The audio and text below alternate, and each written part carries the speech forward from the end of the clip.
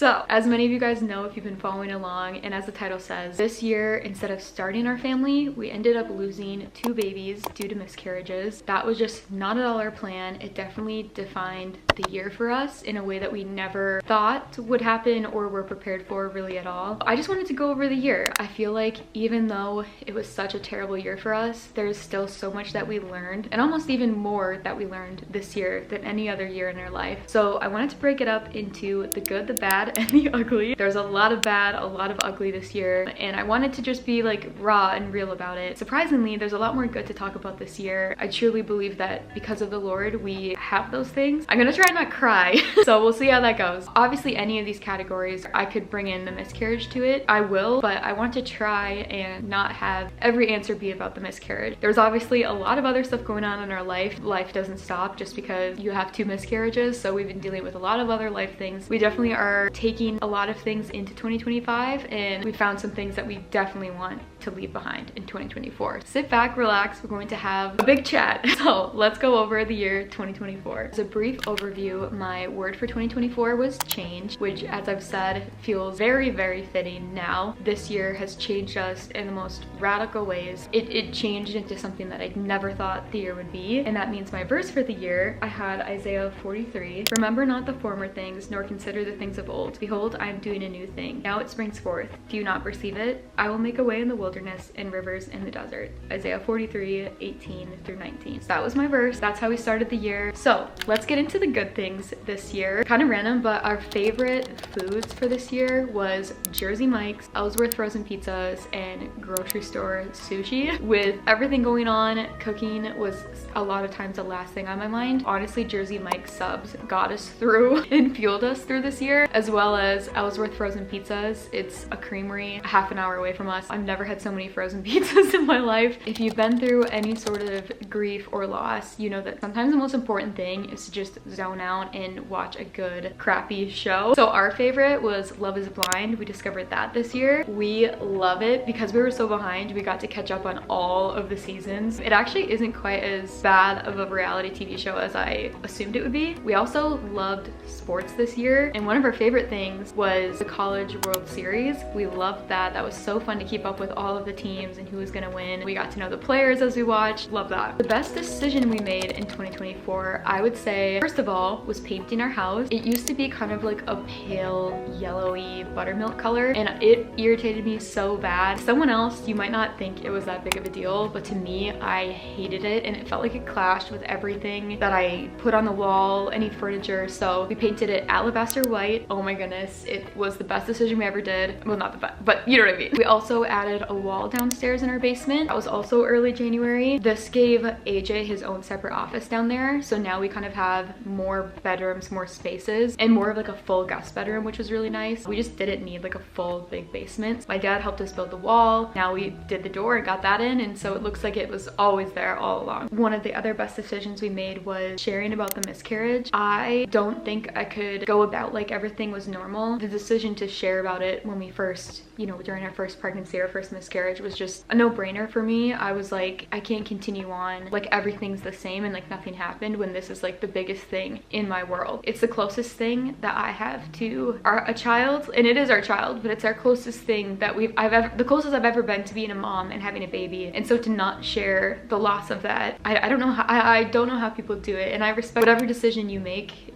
If you know you've gone through miscarriages and you haven't shared, like I respect your decision. Like that's your decision. I didn't want to feel like pressured by society to not say anything. I'm really glad we did. I feel like it's brought a lot of even friends and conversations and help. We actually found one of our doctors that we go to now through sharing, and I just hope it makes other women who have gone through this feel less alone just by sharing our story and everything. And I just think that truly I believe that every woman should speak about their miscarriage, because I feel like your story and your loss deserves to be heard. I'm also really glad that we did a little photo shoot for our baby Shalom. They're kind of like miscarriage photos, I guess, and I'm so glad that we have those to look back on. Again, you don't have much or anything with a miscarriage, and in a way it can feel very invisible to everyone around you, to yourself, even to your husband, but to have have those photos and the ultrasound and us, it made it real, and it is now something we can look back on and be like, oh, like we went through that, like that was real, and it didn't just magically disappear or it was in our imagination or something. We want to do photos for Sunny, and yeah, I'm really looking forward to those, but we haven't gotten around to it yet just with how busy everything's been. Our best purchases of 2024 was my hammock, of course. You guys have heard me rave about this. It just is one of those like standing hammocks that you can put anywhere. We don't have like trees in our yard, unfortunately, but this hammock has been amazing. It's so relaxing. It helped me so much healing from our miscarriage. So we got a black stone grill for our anniversary. AJ had been asking for one for a long time, and for an anniversary there was a sale, which was perfect. Honestly, it's so good. AJ's made smash burgers, he's made Chipotle chicken, breakfast on there is amazing, and it just definitely helps out with me not having to cook as much, and especially in those summer fall months we get a lot of use out of it, and I get a break in the kitchen, which is amazing. The best thing I achieved in 2024, deciding to do YouTube and really stick to it. I also reached 1,000 subscribers in this year, and I got monetized, which is something that I like literally never thought would happen. I have been doing YouTube for a very long time without really any sort of like, I just love doing it. Like I loved making videos. I couldn't even tell you why. I just like always loved it. I love making videos. I love sharing my life. I love having the memories to look back on. It was just really rewarding to decide to do it weekly, decide to really like put out content, and to finally get monetized. I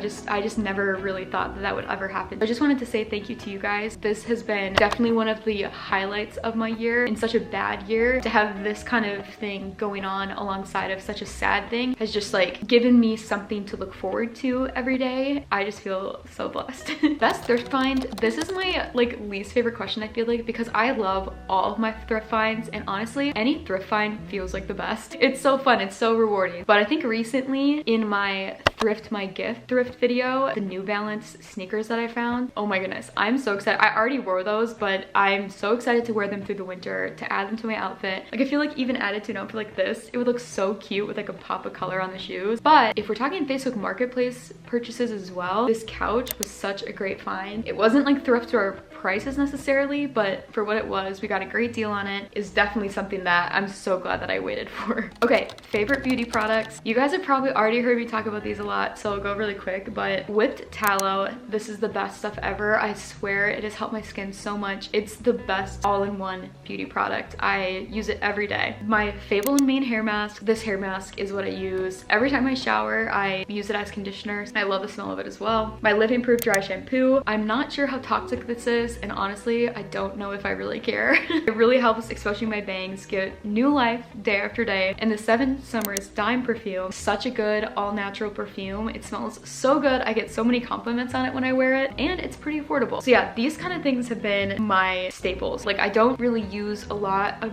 beauty products, or I try not to buy too much, but these are things I've repeatedly bought over and over again. My favorite things that make life better, my Hatch alarm clock. 2024 was the first full year of us having it. I love it. I will never go back to another alarm clock, honestly, or to my phone, because this just wakes you up so much better. My Brooke linen robe. I don't think I've really talked about this much, but I got this when I found out that I was pregnant. I felt like I needed like a mom robe, but this has been so nice. I definitely don't wear robes as often as maybe some other people do, but for getting out of the shower, for changing, whatever, I love this robe. It's such a pretty color. I love my Uggs. This is my Christmas gift to myself, and I didn't realize how much I needed Uggs in my life. I wear these things all the time. They're so warm. I'm so glad I purchased them. To me, I think they look so cute, and I feel like they're just, at this point, a classic. My Set Active socks. I talked about these in, I think, the last vlog, but these socks are so nice. I definitely get the hype of getting really, really good socks. It's so worth it. I wish I would have gotten these sooner. My Camp Snap camera I got as a gift, but I told you guys that I had been eyeing it for a while. I actually took these photos of AJ and I on a date. It's inspiring me to take more simple, everyday photos again. I've been taking photos for a lot of my life, and even it was my full-time job at one point. It's hard for me to feel inspired by photos, and sometimes they just exhaust me, but this has really been inspiring me to take photos, share photos, take photos of little memories of your life. That's kind of what I want to take into 2025. Our most memorable day of 2024 was definitely naturally passing our baby. I got to naturally deliver our first baby, Shalom. It was a painful experience. It was a shocking experience because I wasn't prepared for what was going to happen. it also with that made it so much more memorable and powerful and beautiful to be able to see our baby, and that it was a little tiny baby that was in me. To get to see and hold like the baby, the life that you grieved over, was so validating and so beautiful. AJ and I just both felt so honored that we got to experience that. It's obviously something that I wish, you know, no one experienced, but for what it was to be able to have that moment, seeing such a tiny life like our baby, it was just so memorable. I will never forget it, and it definitely brought a lot of closure, and I think we were just so relieved, and I felt, as a woman, I just felt so honored that I got to do that. Okay, we're gonna stop crying. Best life lessons. So here's where we get serious. One of the best life lessons is that you are not in control, and that's a good thing. You don't really realize how in control you feel like you are until you go through something like this where nothing's in your control. You can't change it, you can't fix it. Suddenly you realize that really nothing has ever been in your control, ever. That really is a good thing. It's so relieving to realize that you don't need to figure everything out. You aren't holding it all together. There's a lot of times nothing you can do. With the Lord, that's such a freeing thing because you can surrender and give all of that to Him, and that's where it really should belong anyway. So I feel like the miscarriage definitely woke me up to how much I was trying to handle on my own, how much I was trying to figure out on my own, how much I was trying to manage on my own. I was like asking Him about it after the fact and like making sure that, okay, yeah, like, does God like approve of this? Instead of being like, God, what do you want? What am I supposed to do for you? Like, what's your plan for me? Versus giving God my plan and having Him like approve of it. Again, I don't think I realized just how in control and how much control issues I had until this year. Another life lesson that I learned that has also been a hard lesson for me to learn for my whole life is that gratitude will get you through. I don't know why I've always struggled with gratitude. I think because it takes slowing down and also like it always felt like it meant if you were being grateful that you were brushing over the sad parts. But this year I've really relied so much on gratitude to get me through. Oftentimes, or days or moments, it's the only thing that carries me through is thanking God for things. And I'm so thankful for the miscarriages because it's definitely like woken me up to just how precious life is, how beautiful life is, how blessed we are. The little things that I never noticed before or thought about, I'm so grateful for now. And again, those things are the things that I cherish and that get me through the day. And so if you're going through a tough time, if you're going through a tough year, month, whatever, gratitude will get you through. Keep fighting for that. But it also doesn't mean that you don't need to feel what you're feeling. There is a balance in that, and sometimes it can be hard to figure out, but know that there is space for both. I have a couple favorite verses. The first one was after the first miscarriage, which was Romans 15:13. May the God of hope fill you with all joy and peace as you trust in Him, so that you may overflow with hope by the power of the Holy Spirit. So that one really, after we lost our first baby, was a verse I had never heard before, but I loved it so much because it talks so much about hope and trusting in God still. And then I love that it includes peace and joy, which in the end ended up being really, I feel like, what both of our babies symbolized. Shalom brought peace and Sunny brought joy. The verse for Sunny,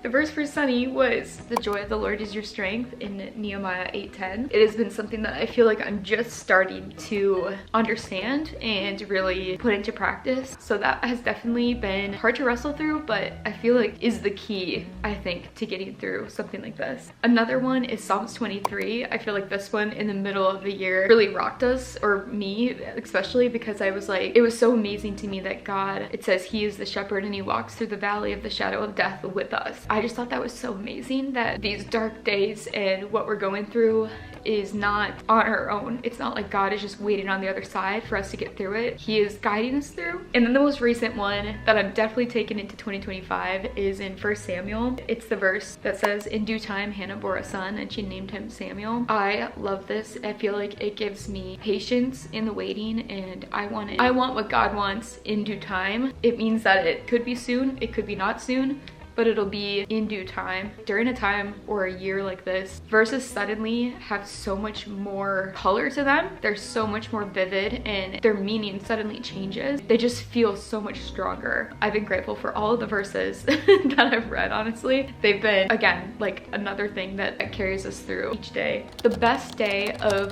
2024 was definitely Valentine's Day. This was when AJ and I had sex, actually for essentially the first time. If you don't know, I have have vaginismus, which makes it really painful for me to have sex. And for the past 2.5 years, we've been working towards this. That was the day that we tried for the very first time. It was just such a beautiful experience to know that all of that hard work went into us trying for a baby and then finding out obviously that we were pregnant. Both times that we found out we were pregnant were just definitely the best day of 2024. It's such a fun, surreal experience to find out that you're pregnant and to find out that there's more going on in you than you realize and that you can't really do anything about. It's just such a powerful experience that's like happening in you, and it just feels like you're like, wait, but I'm so small. Like how can this be happening, you know? Okay, best new relationships. I had to mention this because we've had 3 sets of friends that have come into our life just in this year who have been really pivotal in us like recovering and grieving through the miscarriages. They've been friends that have come from unexpected places, some that were old friends that came into our life. I am just so grateful for them. They've been the people that we've had dinner with, we've hung out with, who have come over, who have checked in. Because we recently moved, I'd always lived in Wisconsin except for these 4 years of my life in Texas, and then we moved back to Wisconsin. It was hard to make friends, and I feel like God just put these new friends in our life at just the right time. Obviously, all of our family and all of our friends have been amazing. It's been really exciting to have new friendships show up at just the right time, and we feel really, really grateful for that. Okay, the best new skill that I learned was making a quilt. My grandma helped me sew a quilt for our first baby, Shalom, and this winter I'm really looking forward to sewing one for Sunny. It was quite the task, but it really wasn't bad. It wasn't as bad as I thought it would be. I get pretty overwhelmed by things, but I love the pattern we picked, and I felt like it just turned out so well, and I was so proud that I finished it, and I was so glad that I got to do it with my grandma. So yeah, I can't wait to make another one. Another skill that I learned was scrapbooking. I finally, when we were grieving the first miscarriage, I made our wedding scrapbook, which was so fun. I literally printed off all the photos from our wedding, I scrapbooked it all, and I just can't wait to do more of that in 2025. It was just very therapeutic to do, and I love having it all in a book, and I know that it's physically there instead of just in an album in my phone. And the other best skill that I learned in 2024 was my color season. I definitely experimented and tested out different like color seasons, colors, clothes, and stuff. That was so fun. I might not have my color season right according to you guys, but it's been fun to really think about the colors of my clothes, think about what makes me look and feel beautiful, and I can't wait to do more of that in 2025 too. My proudest moment in 2024 was actually on my birthday. AJ and I were talking, and AJ told me that when we first were pregnant and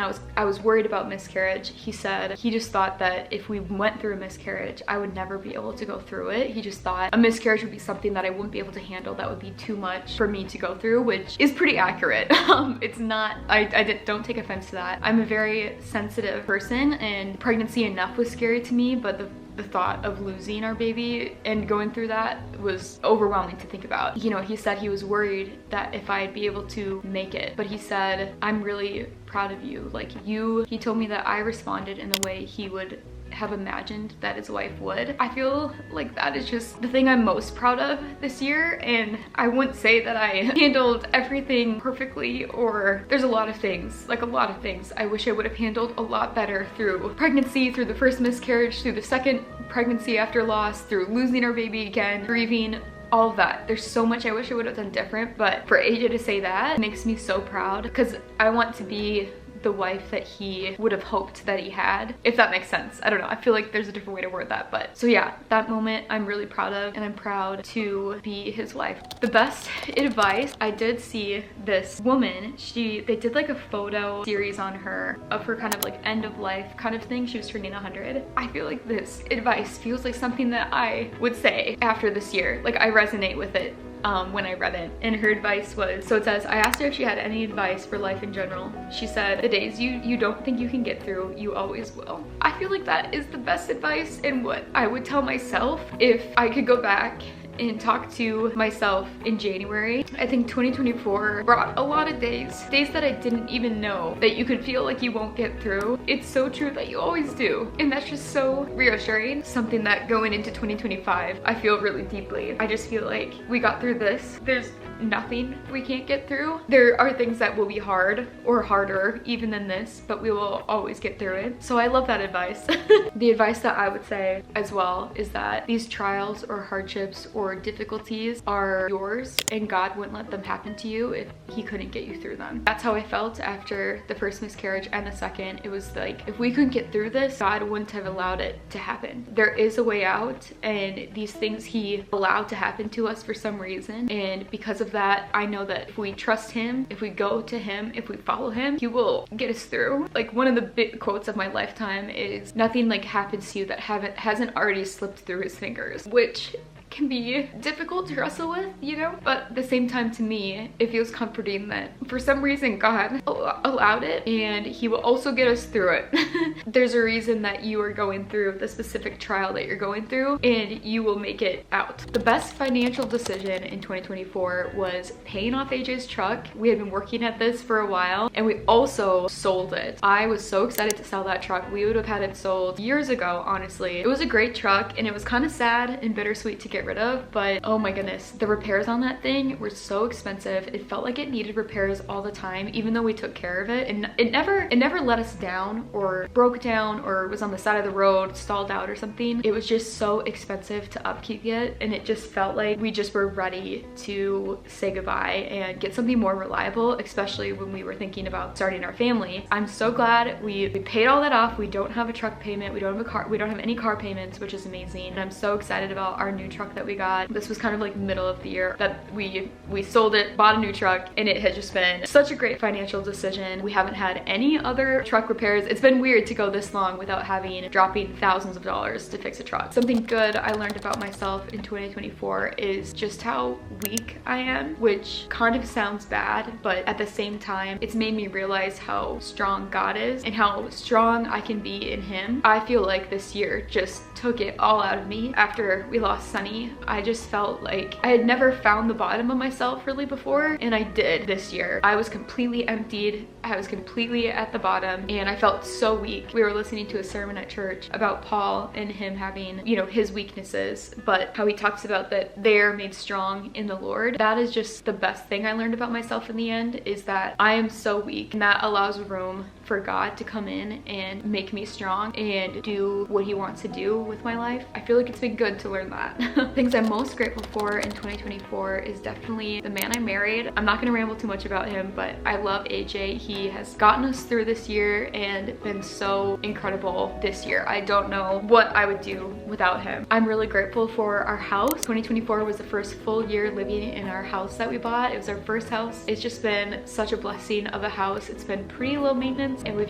loved it here and making it a home. I also am just grateful for every photo Polaroid we took of the pregnancies and our babies. I love having it to look back on and knowing that we really loved our babies when they were here and that we really grieved them when they were gone. I'm grateful that we did that even in fog of grief. I'm glad that we still documented things. Now for the bad of 2024. My worst purchase of 2024 was definitely random vitamins. Luckily I didn't get too many crazy things, but I did buy a couple different vitamins, progesterone creams after the first miscarriage, just to kind of feel like I was doing something. I would just recommend not getting vitamins or things like that until you get your blood work done, you get tested, you kind of have more of a plan with your doctor, because those aren't cheap, and it was kind of a dumb purchase on my part. I would say the worst day of 2024 was definitely my birthday.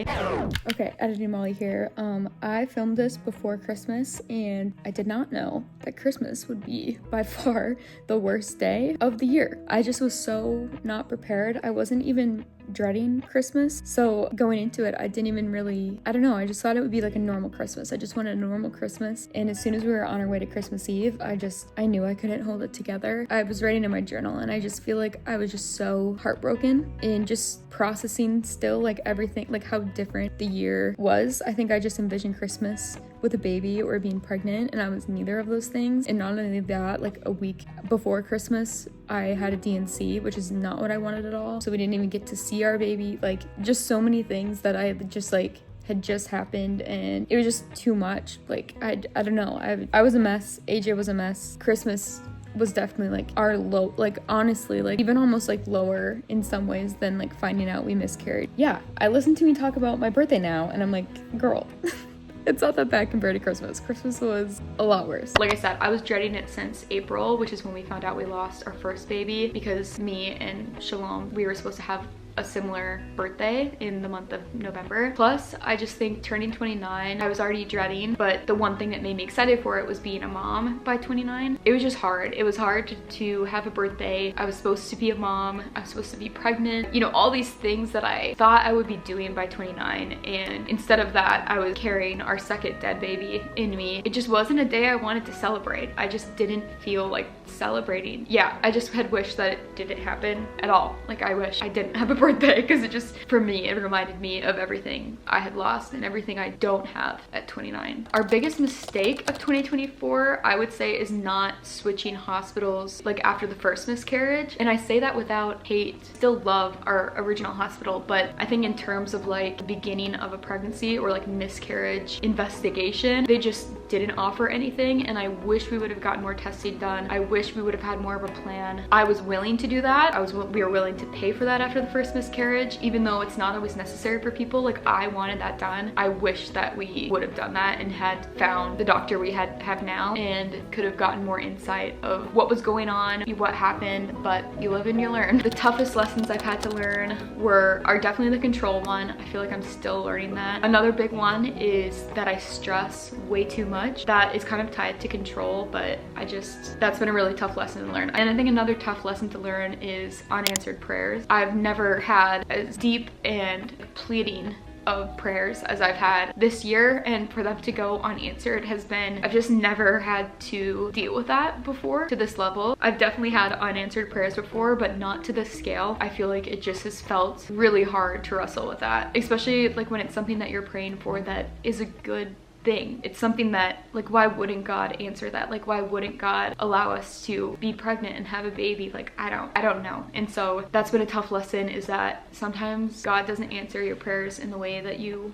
want to. The biggest challenge is definitely cooking and cleaning this year. I have been terrible at it, especially cooking. Between being pregnant and miscarrying and grieving, I have been so absent cooking. It's been really difficult for me to do, honestly, and I really miss that. I feel bad about that, and I hate that we like had to eat out more often, have to eat frozen things more often. I just hate it. But cooking and cleaning have been honestly the hardest things in 2024. Something bad I learned about myself in 2024 is, like I said, I do not handle stress well. Although I already knew that, but I think I learned just to the extent of how bad it was. Between work, pregnancy, miscarriage, tech problems, I can just let things overwhelm me really badly. Just so hard on your body. I really, really want to work on that in 2025. And it's already been something I've been working on for the past couple years, but it's just hard. I don't know. I feel like my body at this point is very addicted to stress, which sucks. Now we're going to talk about the ugly. I would say our ugliest fight was recently, actually. Typically our fights are about the dishes or finances, which we definitely had quite a few dishes fights this year, but I would say the worst one was recently. AJ had just started to finally able to feel the heaviness of everything, and I had got on to him about something really dumb, something he was trying to do to help the family, and he, you know, bought something on Amazon that he didn't ask me about, and I just was on to him about a stupid thing, and he just kind of, not like broke down, but I didn't realize just how heavy everything had been on him, and he's very hard to breathe, and I think it was one of those moments that I was just like, it was just tough to go through, and especially for him, it was tough for him because he doesn't want to show me that he's struggling, because I'm already kind of like outwardly struggling, and he's, you know, trying to not add to that. That was definitely our worst fight. It started out as a fight and then ended as, oh my goodness, like, how do we fix this? Our most unexpected thing of 2024 was definitely getting our kind of emergency DNC, or very like quick DNC in less than 24 hours. I had wanted to pass our second baby naturally, just like I did our first baby, but I had waited 2 months and nothing was happening at all, and we wanted to get everything out before it started an infection or anything. leaking. So that was just really unexpected. I was really looking forward to delivering our baby and getting to see Sunny and getting to kind of have a better and more prepared experience than I did the first time, but we didn't have that, and it happened about like a week before Christmas. So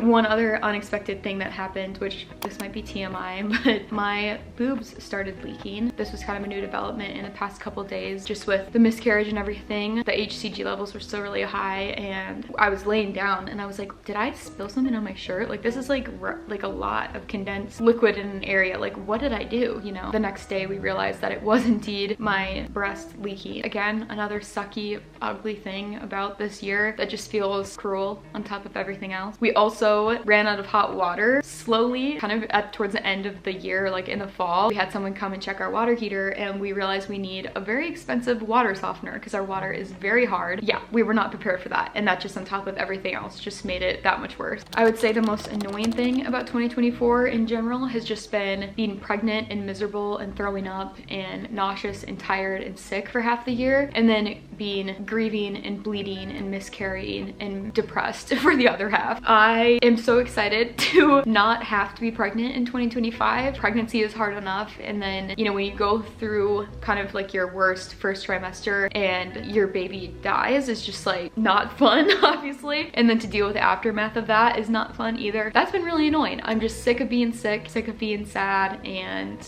yeah, the things that I want to leave behind in 2024 is definitely the woman that I was. This whole year has changed me a lot, and in some ways that makes me sad in a lot of ways. And I feel like now that we've made it through the end of the year, I really feel like it's for the better. I really want to leave that woman behind. The stressed out, sad, defeated, controlling woman that I was. I want to be a different woman in 2025, and I'm really excited for it. I want to leave the old Molly behind and take the good that I learned from this year into 2025 to make me a better woman, a better wife, a better daughter, a better sister, a better friend. We can leave her in 2024. Another thing though that I want to leave in 2024 is obviously the stress, and especially the timing for our family. Again, I feel like I just had such a clear picture of what God wanted for us, of the timeline of everything, how old we'd be, what we'd be doing, financially where we'd be at, and it just, I'm letting go of what our family is supposed to look like, of how it's supposed to be done, of how it's going to look, when it's going to happen. And I think that'll make a much better 2025 than 2024. I think a big part of what made this year hard is because I had like just a plan. I had a plan for 2024. You know, it says in the Bible that like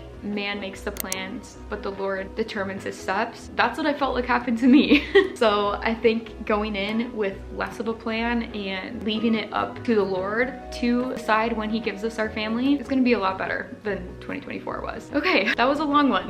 We chatted for a while. It already is starting to get dark, but it feels so good to honestly recap all of that and just kind of chat about it. I really hope that you took something from this and can learn something from the worst year that I've ever been through so far. All that to say is it makes me really, really excited for 2025. I have a lot of hope still for that year, and I didn't think I would. So the next video, we will be going over my 2025 vision board goals. I'll reveal my word for the year, which is always exciting. So we'll plan through that for the next video. So make sure to subscribe so you don't miss that. That'll be a lot happier, I think. And I'm just excited to see and kind of dream again for a new year, because I think we need that.